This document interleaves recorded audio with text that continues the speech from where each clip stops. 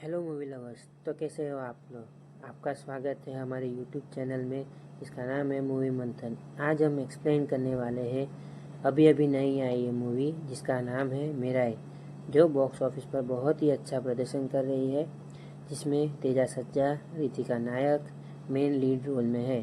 तो शुरू करते हैं एकदम सिंपल और इंटरेस्टिंग तरीके से। मूवी की स्टार्टिंग में दिखाया जाता है कि युद्ध का सीन चल रहा है। उसमें सम्राट अशोक दिखाया जाता है जिसने कलिंगा को जीत जाते हैं, लेकिन उनको पश्चाताप होता है। पश्चाताप उसे दिखाई देता है। उसके बाद दिखाया जाता है महल का सीन, जहाँ सम्राट अशोक अपनी दैविक शक्तियों को 9 ग्रंथों में विभाजित करते हुए देखे जाते हैं। वो 9 ग्रंथों में से 8 ग्रंथ अलग अलग योद्धा को सौंप देते हैं और उनमें से एक अमर होने वाला ग्रंथ खुद के पास रखते हैं। और उसके बाद पीढ़ी दर पीढ़ी दिखाया जाता है कि उसको पाने के लिए लोग क्या क्या और कि पीढ़ी दर पीढ़ी दिखाया जाता है कि कैसे लोग उसे पाने के लिए क्या क्या करते हैं। उसके बाद दिखाया जाता है एक जगह जहाँ एक औरत जिसका नाम अंबिका है, वो अपने ध्यान में होती है, जो दिखाता है पिछले 48 घंटों से ध्यान करती हुई दिखाई देती है, जिसको दिखता है एक इंसान जो बहुत ही बुरा है, लेकिन वो बुरा इसलिए क्योंकि उसको 9 ग्रंथ चाहिए। उसके बाद दिखाया जाता है एक जगह, जिस जगह पर एक औरत जिसका नाम अंबिका है, वो ध्यान करते हुए दिखाई देती है, जो पिछले 48 घंटों से ध्यान में होती है। इसको दिखता है भविष्य में कि एक इंसान सब ग्रंथों को पा लेता है और वो सोचकर वो 9 योद्धा को बुलाती है उसके पास। वो सब बात करते हैं उसके बारे में। फिर वो लोग ऐसा मानते हैं कि वो कैसे लेगा, हम सब उसकी रक्षा करेंगे। ये बात करके वो सब चले जाते हैं। उसके बाद दिखाया जाता है वो औरत जो खुद के पास जो अमर होने वाला ग्रंथ है उसको रक्षा करने के लिए वो कैलाश पर्वत पर जाती है, जहाँ वो उसको पता है कि वहाँ ऐसा अस्त्र है जो वो इंसान को रोक पाएगा। वो जा ही रही होती है तभी वो बेहोश हो जाती है और वहाँ पर एक आदमी आता है जो उसे अपने साथ ले जाता है और उससे कहता है कि तुमने जो भी भविष्य में देखा है वो होकर रहेगा, उसे कोई नहीं रोक पाएगा, सिर्फ तू। और वो आदमी उससे कहता है कि वो अस्त्र चाहिए तो तुम्हें और कोई नहीं, वो खुद तुम्हारी औलाद लाएगा, इसके लिए तुम्हें पश्चाताप करना पड़ेगा। फिर आगे सीन में वो औरत शमशान में जाती है अपने छोटे बच्चे को लेकर हुए, जहाँ वो अपने बच्चे को शिवलिंग के पास छोड़कर चली जाती है। फिर वो उसका ग्रंथ जो अमर होने वाला है उसको भी किसी महफूज जगह पर रखकर वो भी कहीं गायब हो जाती है। फिर किसी को पता नहीं चलता कि वो कहाँ गई है। फिर 24 साल बाद दिखाया जाता है जहाँ वो औरत अंबिका ध्यान लगा रही थी, वहाँ दूसरी लड़की जिसका नाम वेबिका है, वो वहाँ पे ध्यान करती हुई दिखती है। उसके बाद उस बुरे इंसान का सीन दिखाया जाता है जिसका नाम रामा है और उसने 9 में से 6 ग्रंथों को अपने वश में कर लिया होता है। उसके बाद वाराणसी का सीन दिखाया जाता है जहाँ वो लड़की वेबिका उस औरत के बच्चे अंबिका के बच्चे को ढूंढने निकलती है जिसका नाम वेदा है। उसके पास सिर्फ उसे ढूंढने के लिए 3 हफ्ते का टाइम है और उसे उस लड़के की जहाँ वो लड़का देखा गया था उस जगह का पता मिल जाता है। उसके बाद वो वहाँ जगह पे जाती है। वहाँ जाके उसको पता चलता है कि वेदा कलकत्ता में चला गया है। वो कलकत्ता जाती है, वहाँ लड़की को पता चलता है कि वो वहाँ से हैदराबाद में है, तो वो वहाँ जाती है जहाँ वेदा दिखाया जाता है, जिसको गुंडों ने बांध रखा हुआ होता है। और उसके बाद उन गुंडों और वेदों के बीच फाइटिंग शुरू होती है, जिसमें गुंडों को वेदा मार रहा होता है और एकदम से पुलिस आ जाती है और वो वेदा को पकड़ के ले जाती है पुलिस स्टेशन में। फिर पुलिस स्टेशन का सीन दिखाया जाता है, वहाँ वो लड़की आती है। उसके बाद वो लड़की उसे छुड़ा देती है और वो वेदा छूट जाता है। उसके बाद वो लड़की उससे मिलने जाती है और उससे कहती है उसने उसे कहाँ कहाँ नहीं ढूंढा, और कहती तुम्हें 9 ग्रंथों की रक्षा के लिए मेरा जो एक अस्त्र है उस तक पहुँचना होगा। तुम वही इंसान हो जो 9 ग्रंथों की रक्षा के लिए बना है। उसके बाद वो लड़की बेबी का अपने मास्टर को खत लिखती है, जिसमें वो लिखती है कि उसे वो योद्धा मिल गया है, उसे तैयार करना पड़ेगा। उसके बाद के सीन दिखाया जाता है जहाँ रामा अपनी काली शक्तियों को बढ़ा रहा है।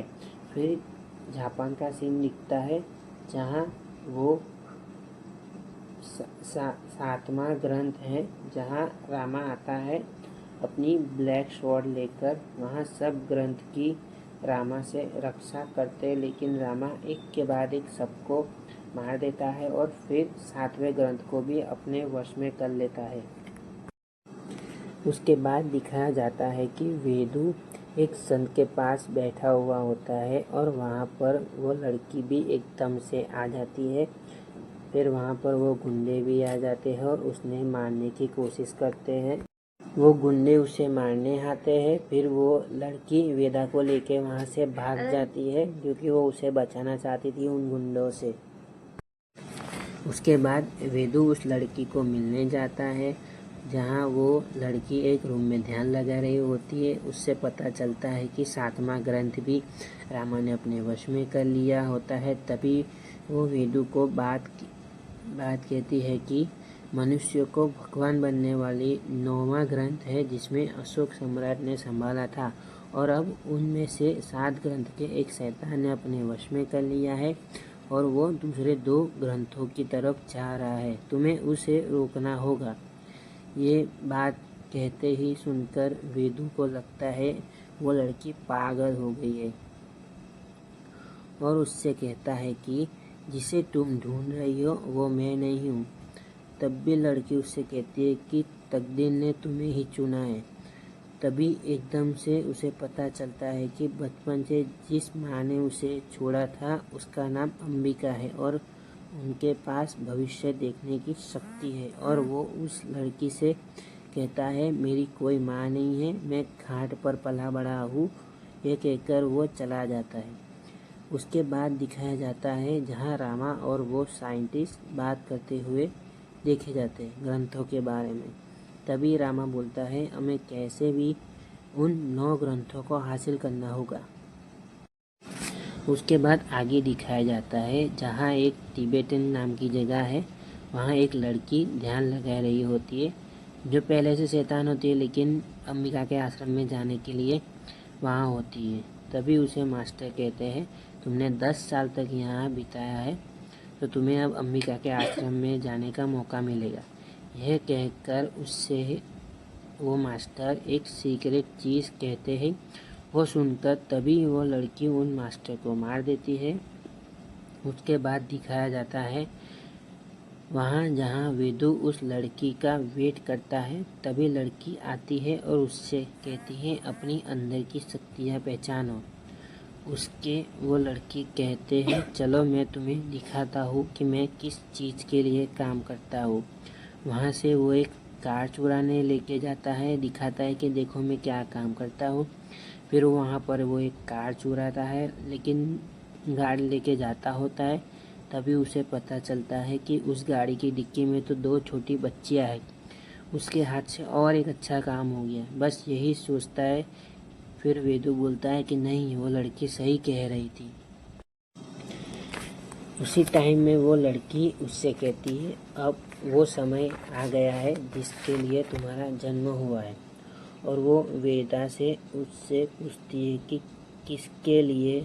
तभी वही बात कहती है एक खुद को कि भगवान मानने वाला वो बुरा इंसान। लाखों लोगों को मारने वाला है। उसे रोकने के लिए तुम्हें मीराई जो एक अस्त्र है उस तक पहुंचना होगा। तभी वो लड़की उससे एक मुद्रा करवाती है और बोलती है, अपनी माँ के बारे में सोचो और उन्हें याद करो। वो वेदा करता है। फिर उसे उसको अपनी माँ अंबिका दिखती है जो उसे मीराई तक जाने के लिए कह रही होती है और वो हम दोबारा मिलेंगे उससे कहती है। बस यही दिखता है। उसके बाद वो आगे क्या करे वो सोच रहा होता है। फिर दिखाई जाता है मोरक्को का सीन, जहाँ 8वां ग्रंथ होता है। वहाँ रामा पहुँच जाता है, जहाँ वो ग्रंथ के योद्धा उसके साथ फाइट करते हैं। बहुत लंबी फाइट होती है, लेकिन आखिर में वो रामा 8वां ग्रंथ भी प्राप्त कर लेता है। उसके बाद दिखाया जाता है अंबिका का आश्रम, जो 9वें ग्रंथ की जगह होती है। वहाँ वो लड़की पहुँच जाती है और वहाँ के मास्टर को कहती है कि मुझे वो 9वां ग्रंथ दे दो, लेकिन वो मास्टर उसे बोलता है कि तुम्हें वो कभी नहीं मिलेगा।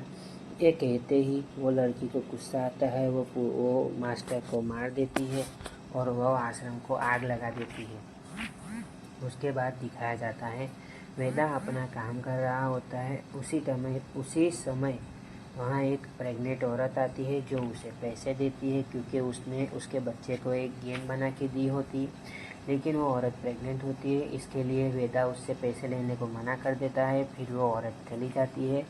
उसके बाद उस लड़की को पता चलता है कि उसने दूसरी दुष्ट लड़की ने उनके मास्टर जो उसको पाला होता है उसको मार देती है। वहाँ और अब वो लड़की जहाँ रहती है वहाँ वो दुष्ट लड़की आ जाती है और उससे बचकर वो वेदों को लेती है और वहाँ से भाग जाती है। वहाँ से उस लड़की से बचकर वो वेदू के पास जाती है और उसको हक कर लेती है। तभी वहाँ वो इविल लड़की भी पहुँच जाती है और कहती है, अब तुम लोगों ही हो जो जिंदा हो अभी तक। वहाँ वेदा और वो लड़की के बीच फाइट होती है, जिसमें वेदा पर वो लड़की भारी पड़ती है। उससे वो मारने ही वाली होती है। तभी वो लड़की वेबिका जो उसे धमकी देती है, क्योंकि उसके पास ही 9वें ग्रंथ की जगह पता है। वो बोलती है कि वेदा को छोड़ दो वरना मैं अपने आप को मार दूँगी। वो ये सुनकर वो बुरी लड़की वेदा को छोड़ देती है और वो वेबिका को लेकर चली जाती है। और वहाँ पर वेदा को पता चलता है कि वो मुद्रा करता है तो उसको दिखता है कि उसकी माँ ये बोल रही होती है कि तुम ही वो मार्ग हो जो मीराई तक पहुँच सकता है। वहाँ से सीन चेंज हो जाता है। दूसरे सीन में दिखाया जाता है जब वेदा एक हॉस्पिटल में है और उसकी आँख खुलती है और दूसरी तरफ उसके दोस्त जो उसकी छाती पे एक निशान बना होता है उसके बारे में पता लगा रहे होते। तभी उनको पता चलता है कि वो कोई निशान नहीं है, वो तो एक मैप है जो हिमालय की तरफ जाने को रास्ता दिखाता है। फिर वो अपने दोस्तों के साथ वहाँ जाने को निकल पड़ता है। वह जाने में काफ़ी प्रॉब्लम आती है। फिर आगे वो अपनी माँ के दिखाए रास्ते पर मंजिल की तरफ धीरे धीरे आगे बढ़ता है। वहाँ पर उसे काफ़ी मुश्किलें आती है, लेकिन वो हार नहीं मानता और आगे जाते जाते वो एकदम से नीचे गिर जाता है और आसपास देखता है तो भगवान श्री राम का मीराई होता है अस्त्र, जो एक खंडहर में होता है। उसको देखते ही वेदा की आंखों में अलग ही तेज दिखने लगता है और उस अस्त्र को जैसे ही वो लेने जाता है वैसे ही उसके सामने एक बड़ा पक्षी आ जाता है जो उस अस्त्र की रक्षा कर रहा होता है। वो जैसे तैसे उसके साथ लड़ाई करता है और उसका विश्वास जीतता है। फिर उसको उस पक्षी को वेदा के उस पर विश्वास हो जाता है। फिर वो भगवान श्री राम का मीराई अस्त्र प्राप्त कर लेता है। उसके बाद दिखाया जाता है पुलिस स्टेशन में अब देख रहे होते हैं जहां वो लड़की सबको कैसे मार रही होती है। इसके बाद दिखाया जाता है वो बुरी लड़की कैसे वेबा को टॉर्चर करके 9वें ग्रंथ का जगह का पता कर रही होती है। उसके बाद दिखाया जाता है वेदा उस अस्त्र को कैसे चलाएगा, वो यही सोच रहा होता है। उसे उसी वक्त एक साधु मिलता है। वो वेदा तो उसको नहीं पहचानता, लेकिन वो साधु उसे अच्छी से पहचानता है और वो ये भी कहता है कि वो उसकी माँ को भी अच्छे से पहचानता है। वेदा ने पूछा, आप मेरी माँ को कैसे जानते हो? तो वो संत ने उसे कहा कैसे मीराई अस्त्र को प्राप्त करने के लिए उसकी माँ को उसी ने कहा था कि उसे प्रायश्चित करना होगा। वो संत उससे कहता है कि कैसे अस्त्र का इस्तेमाल करना है। तुम्हें अगर अस्त्र को इस्तेमाल करने के लिए अस्त्र और तुम्हें एक होना पड़ेगा और कहाँ जाना पड़ेगा, वो सब उसे बताते हैं। उनकी बात को सुनकर वेदा उसी तरफ निकल पड़ता है। दूसरे सीन में दिखाया जाता है, वहाँ वो बुरी लड़की वेबा को उस रामा के सामने लेके जाती दिखती है। वेबा उसका दिमाग पढ़ने की कोशिश करती है, लेकिन पढ़ नहीं पाती। उन दौड़ के बीच ग्रंथों के बारे में बात करते हैं और रामा अपने बीते कल की कैसे कैसे उसके साथ क्या क्या हुआ और क्यों वो 9 ग्रंथों को प्राप्त करना चाहता है। कैसे उसे लोग पहले मनुष्य कहते थे, अब उसके साथ भेदभाव भी करते थे, और कैसे उसने एक के बाद एक सबसे बदला लेना शुरू कर दिया। फिर भी उसे शांति नहीं मिली तो उसने अपने ही गांव को जला दिया।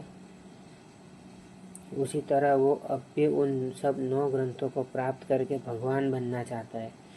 फिर उसे पता चलता है कि उसके रोकने वाला अंबिका का बेटा उसे मारने आ रहा है। फिर आगे दिखाया जाता है जहाँ वो संत और वेदा एक गांव में पहुँचते हैं जहाँ लोग भगवान श्री राम की पूजा करते हुए दिखाई देते हैं। वहाँ उसे एक छोटी बच्ची दिखती है जो उसे कहती है कि तुम वहाँ जाओ पीछे जहाँ श्री राम ने तप किया था। वो वहाँ जाने को बोलती है तो वेदा वहाँ जाता है तो उसे वहाँ रामा के गुंडे घेर लेते हैं। वहाँ पर वो वेबा को भी लाते हैं और फिर सारे गुंडे मिलकर उससे वेदा को मारने लगते हैं और वो बुरी लड़की वेबा लड़की की उसकी हाथ की नस काट देती है और उसे देखकर वेदा को बहुत ही गुस्सा आता है और वो सबको एक के बाद एक मारना शुरू करता है और फिर वो बुरी लड़की भी उसके साथ फाइट करती है। दोनों के बीच अच्छी खासी फाइट होती है जिसमें वेदा हारने लगता है। फिर उसके बाद उसे एक एक करके उसके ऊपर हमला करते हैं सब। जब वेदा हारने लगता है तो उसे वो संत की बोली हुई बात याद आती है। तभी उस मीराई अस्त्र चमकने लगता है और जोर का धमाका होता है। वेदा के अंदर कुछ अद्भुत शक्तियाँ आ जाती है। उस छड़ी में इतनी ताकत आ जाती है कि एक ही बार में इंसान को मौत तक पहुंचा देती है। वे वेदा एक के बाद एक सबको मारना शुरू करता है। फिर वो बुरी लड़की वेदा के बीच फाइट होती है। बहुत लंबी फाइट चलती है, लेकिन अंत में वेदा उस लड़की को मार देता है। और एक दूसरी तरफ वेबा की नस काटी हुई होती है, वहाँ पर वो बेहोश होने लगती है। वेदा उसे उठाने की कोशिश करता है। इसी बीच वो मीराई अस्त्र वो लड़की के हाथ पे लगता है और वो अच्छी हो जाती है, उसका घाव भर जाता है। फिर वेबा उससे कहती है हमें 9वें ग्रंथ तक पहुंचना होगा। फिर वेदा को याद आया कि उसकी माँ ने उसे फिर से मिलने का स्थान कहा था। फिर वो कामाख्या द्वीप का सीन दिखाया जाता है जो योद्धा का पहला स्थान था। फिर दूसरे सीन में दिखाया जाता है जहाँ पुलिस स्टेशन में वेदा को पकड़ने के लिए उसके पीछे जा रहे होते हैं। उनके साथ वेदा का दोस्त भी होता है। एक बाजू वेदा जहाज में द्वीप की तरफ बढ़ रहा है। वहाँ जाकर उसे पता चलता है कि आदि गुरु से मिलना इतना आसान नहीं है। फिर आगे दिखाया जाता है जहाँ रामा को पता चलता है कि उसके सभी आदमी को वेदा ने मारा है। तभी रामा को पता चलता है कि लोग कामाख्या द्वीप की तरफ गए हैं। आगे के सीन में कामाख्या द्वीप पर दिखाया जाता है जहाँ सब संत एक साथ होते हैं। वेदा भी वहाँ किसी को ढूंढते हुए आता है। वो पुलिस भी वहाँ पर होती है। वहाँ वेदा को संतों के बीच उसका दोस्त मिलता है।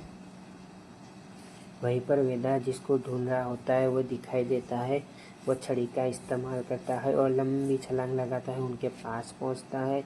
वही दूसरे संत उस पर हमला करने जाते हैं, लेकिन उनका सरदार जो जो उनका आदि गुरु उन्हें रोक लेता है, जो उनका सरदार भी है। वहीं पर उनका सरदार कहता है कि कैसे उसकी माँ ने वचन दिया था कि तुम 24 साल बाद आओगे, और आखिर तुम आ ही गए। फिर वो आगे बोलता है, योद्धा आ गया है। उसके बाद जंगल का सीन दिखाया जाता है, जहाँ सरदार वेदा को लेके जा रहा होता है। उनके पीछे पुलिस भी आती होती है, लेकिन वो लोग रास्ता भटक जाते हैं। वही जंगल में होते हुए लोग एक गांव में पहुंचते हैं। उसी वक्त उस सरदार ने पुरानी कहानी शुरू की, जिसमें गांव जल रहा होता है। वो देखता है कि गांव में सब जल रहा है, लेकिन एक बच्चा, उसी गांव में से एक बच्चा मिलता है। उसे वो अपने बच्चे की तरह पालता है, उसे तंत्र मंत्र की विद्या सिखाता है, उसमें वो विजय भी हासिल करता है। उसे तंत्र मंत्र के सरदार के चुनाव के लिए प्रतियोगिता में रखा जाता है, जिसमें वो बच्चा कुछ ज़्यादा ही शक्तियाँ तंत्र मंत्र में सीख गया होता है। इसके लिए उसको वो पद नहीं मिलता और न ही तंत्र मंत्र का वाला ग्रंथ मिलता है। बस इसी बात का उसे गुस्सा आता है और वह सरदार के बच्चे को मार देता है, जिसको वो ग्रंथ मिला होता है, और उस तंत्र मंत्र वाला ग्रंथ को ले लेता है। सारे गाँव वासियों को अपने वश में कर लेता है उस ग्रंथ की मदद से। बस उसी जगह उसी रात वहाँ पर अंबिका आती है और उसे रोकती है। तभी वो बोलता है कि वो उन 9 ग्रंथों को भी हासिल करेगा, जो उसे अमर बना देगा। तभी अंबिका उसे कहती है, तुम 8 ग्रंथों को कैसे भी हासिल कर लोगे, लेकिन 9वें ग्रंथ पर तुम्हारी हाथ क्या नज़र भी नहीं पड़ेगी तुम्हारी। बस यही सुन के वो गुस्से में वहाँ से चला जाता है और सब गांव वाले पहले जैसे हो जाते हैं, लेकिन अंबिका वहाँ जलकर भस्म हो जाती है। सब गांव वाले को ठीक करने के लिए वो अपने प्राण त्याग देती है। उसके बाद वेदा को पता चलता है कि वह सरदार के पास भी नहीं है ग्रंथ। यह बात सुनकर ग्रंथ को ढूंढने के लिए वो निकल पड़ता है। वह ग्रंथ को ढूंढते ढूंढते खंडहर में पहुंचता है, जहां वो यहाँ वहाँ दिखता है, लेकिन उसे कुछ नहीं मिलता। वो बहुत ढूंढता है, लेकिन उसके सामने पत्थर पर देवी माँ का मुख दिखाई देता है। उस पर वो उनसे प्रार्थना करता है। तभी हवा में एक पेड़ का पत्ता उड़ने लगता है और उसे रास्ता दिखाता है। वहाँ उसे 9वां ग्रंथ मिलता है। ग्रंथ को छूते ही उसकी मरी हुई माँ दिखाई देती है। उसके बाद वेदा उस ग्रंथ को सरदार के पास लेके जाता है और आगे दिखाया जाता है कि रामा पूरी दुनिया को अपने वश में करने की तैयारी कर रहा है। फिर कुंभ मेला का सीन दिखाया जाता है, जहाँ रामा के लोग सबको जादुई कंगन पहनाते हैं, जिससे रामा सबको वश में करता है। जहाँ उसे रोकने वेदा जा रहा है, वहीं दूसरी ओर रामा उसे मारने की पूरी तैयारी करके आ रहा है। वेदा और उसके दोस्त सब जा रहे होते, तभी पुलिस उनको पीछे से पकड़ लेती है और ट्रेन में अपने साथ ले जा रही होती है। और वही सामने से रामा आता हुआ दिखता है। उस ट्रेन पे रामा के आदमी भी हमला करते हैं, जहाँ ट्रेन में वेदा और उनके बीच फाइट होती है।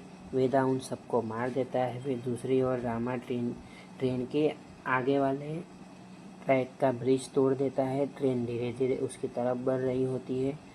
वेदा जैसे तैसे उस छड़ी से ट्रेन को रोकने की कोशिश करता है। अंत में जाकर ट्रेन रुक जाती है। तभी रामा और वेदा एक दूसरे के आमने सामने होते हैं। फिर दोनों को एक दूसरे के साथ फाइट शुरू होती है, जिसमें कभी वेदा हारता है तो कभी रामा हारता है। ऐसे ही दोनों के बीच लड़ाई चालू रहती है। इसे लड़ाई करते करते रामा वेदा को ब्रिज से नीचे फेंक देता है। वेदा को अभी यही लग रहा था कि वो नहीं बचेगा, तभी वो बड़ा सा पक्षी आ जाता है और उसे बचा लेता है। वेदा उस पक्षी पर सवार करके वापस आता है उससे लड़ने। वापस दोनों एक दूसरे के आमने सामने आ जाते हैं। तभी रामा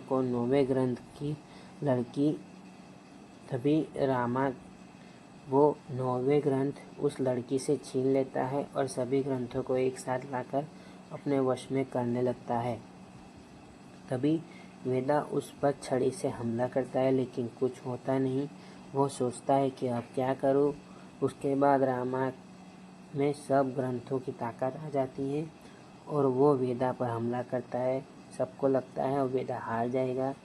तभी रामा को लगता है वो जीतने लगा है, लेकिन तभी उसे याद आया वेदा को कि सरदार ने दिया हुआ वो जादुई कंगन उसके पास है, जिससे वो रामा सबको वश में किया करता है।